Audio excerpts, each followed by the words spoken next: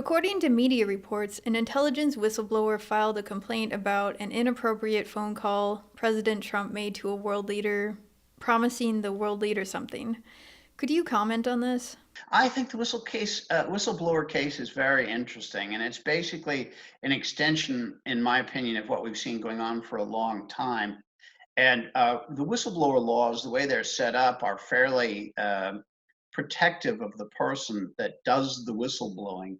Now, according to the press, this has all come out basically yesterday and today, so it's still unfolding. So there'll be more data coming out on this fairly quickly.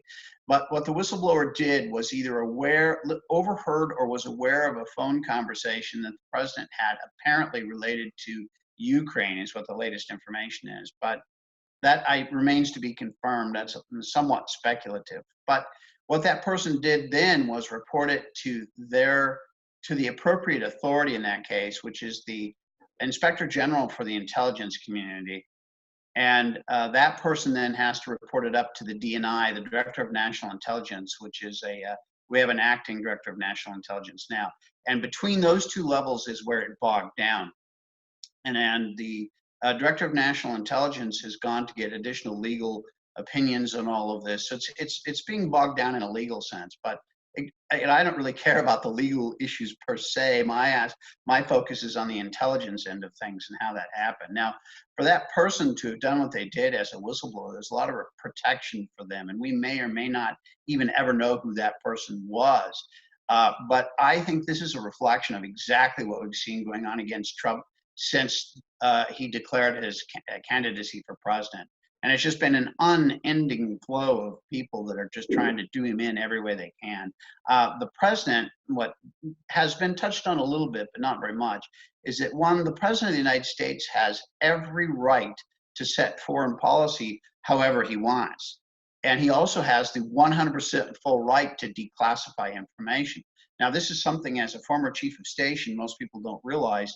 It falls within the chief of station authorities to declassify information.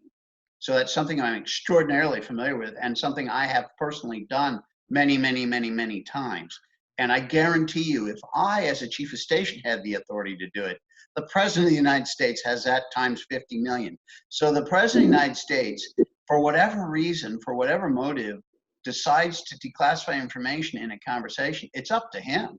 He's president of the United States. You know, you don't like it, next time vote somebody else in. But he's the president.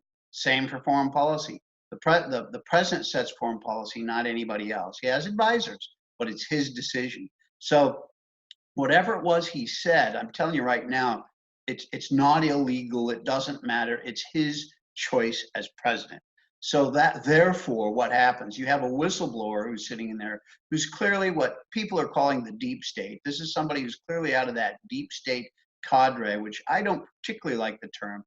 But what it is this large pool of people that reside within the leadership of all of the intelligence community, the IC. And whenever they have an opportunity to basically screw with the president or screw him over in some way, they do. And so that's what we've seen. This is an extension of that. As this unfolds, you're going to see what I'm saying turn out to be exactly right. Now, I'll go on and a little bit as to how that ended up that way, but that's really it in a nutshell. It's the deep state guys looking for an excuse. And they've said this person has now left the government and is out on their own. So you can if we discover who it is, I can also tell you right now, whoever it is has gone on to be given a good position in some company controlled by liberals somewhere, because he's a party loyalist and is being rewarded for his great work for the party.